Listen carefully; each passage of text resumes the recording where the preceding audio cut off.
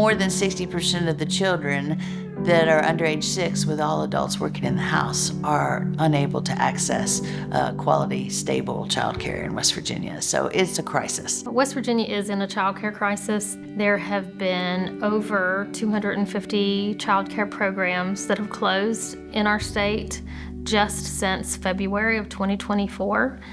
We have lost childcare centers that were very large, and we've lost family childcare facilities and homes.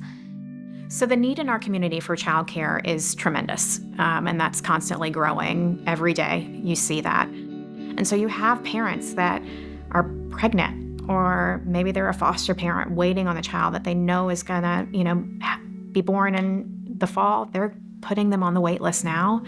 And in some situations, they're paying every week until the child arrives and is able to come to childcare. And that should not happen. And it's a crisis that's affecting our current economy, it's affecting our current families, but it's really going to affect our future if we don't get a hold of it.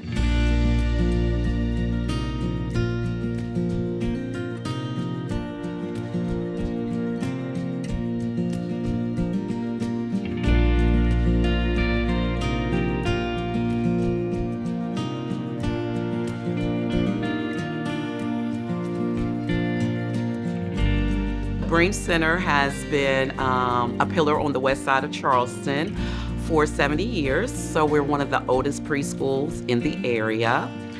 So about 98% of my families are on subsidy. So it's very important that we are a center that is running on subsidy funds. So if Bream Center wasn't here, it would affect, because there's very few centers in the west side area. So we are centrally located. But for the west side to be a staple in the community is very important. We have families that walk, that don't have cars. So it's very important that we are established here where they can walk their kids and pick them up and knowing that they're in a safe environment. So the need in our community is ever growing for childcare, with centers closing frequently, and usually not at their fault. There's some delays in reimbursement and things like that cause a lot of places to have to shut their doors, and usually it's pretty quickly, which is very unfortunate because it not only puts out the parent, there's a child that now needs care, and there's also staff that have now lost their jobs. And so it's an ever-growing challenge, and we can only do so much. And it goes beyond just a child not having access to care. That's a parent not having access to employment. That's somebody who's not spending money, not buying things, and so therefore our economy is suffering. And so with the need being as strong as it is, until there are partnerships, public-private partnerships that are willing to invest in childcare access, it's going to continue. And that's the hard reality that we're facing, is that it is having an effect on the workforce, it is having an effect on the economy, and it's having an effect on the kids. What happens when there's not enough spots available for childcare is that single parent or that family, they can't go to work. So, they don't have the basic needs that they need. Maybe they can't pay their electric bill, their water bill, their sewer bill. They don't have a car. They don't have car insurance now. They don't have a way to get to the grocery store. If mom or dad or both or whoever is the primary caregiver for these children, it affects the whole family. It is a huge impact, and it leads to food insecurity. So if you can imagine, you don't have a job because you don't have childcare. It's devastating. Families really rely on us to be able to enter into the workforce. And our statement to kiddos is mommy and daddy are going to work, and we're here to play and learn, because somebody has to keep the lights on, somebody has to put food on the table. And so we're an extension of them needing to be at work, an extension of them needing to provide for their families. The work that we do here isn't just childcare. We are building a community. We're helping families build relationships in the community. We're helping families go to work to build capacity in the workforce. We're teaching children how to be prepared and enter the education system. We are noticing developmental delays and helping, provide supports for those before they enter school. But our job is we're building a community. We're the first line of sight for all things in the community. right? Like, we spend just as much time with a baby at times as their mama does or their dad does, that we're with them 13 hours a day.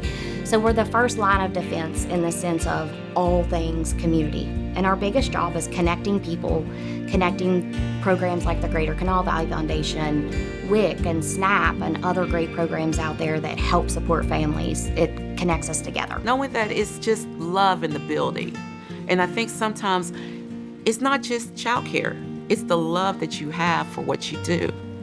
And I would say my staff truly loves every single child here. We've had multiple members of our association in the last 3 months that have had to close their childcare programs because they were unable to stay afloat financially. Our board president had to close her program, and she was devastated. She had 3 children of her own that they all went to her program. She just had her 4th little girl, and now she no longer has a childcare program to send them to because she had to close her own. I've seen this in multiple parts of the state. I'll get emails at least once a month from a childcare provider that says, you know, unfortunately we have to close our program, so you can go ahead and take me off your list. You know, I won't be doing this anymore.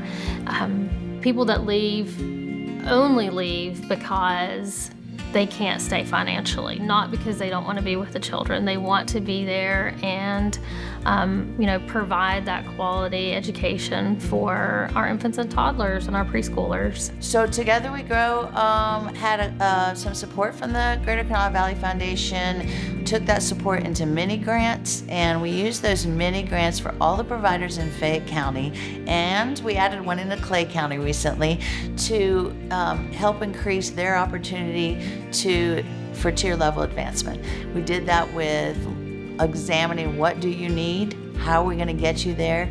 We supplied a consultation through the paperwork process, the portfolio process, connecting with the resources they need, even if it's down to just sitting down and doing the paperwork side by side, because the impact of early childhood education programs is widespread. Just about any societal problem, I can connect the dots to early childhood. You know, I often say when there's problems in the high schools or we have a high crime rate, you know what, they didn't have good early childhood opportunities. The first 5 years matter most, and if we can focus and invest on the first 5 years of our children's lives, it's a long time waiting for that payout, but it's there. The return on investment has been proven to be at least 13%. For the impact on the child, for the impact on the families, for the impact on our economy, for the lack of prisoners in our system, for the lack of juvenile detention issues. It's pretty profound. So it is one key area you can invest and affect a wide range of society.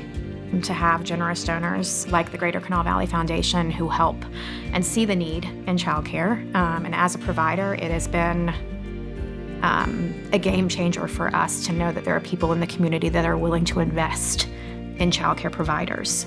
And so to know that that's out there is very promising and very hopeful for us. But we would not be able to ensure that every child has access to childcare without those dollars. We would have to turn people away. And we would have to turn away the mom that made $15 more a month and now has to pay $2,000 for childcare. We're able to help families like that because of funds that we receive. We're able to really help the Alice population. We've been able to reduce rates for summer camp because of that funding that we've received, because our goal at the end of the day is to help our community. It's not to make money. And so because of donations, because of funds, we've been able to do that.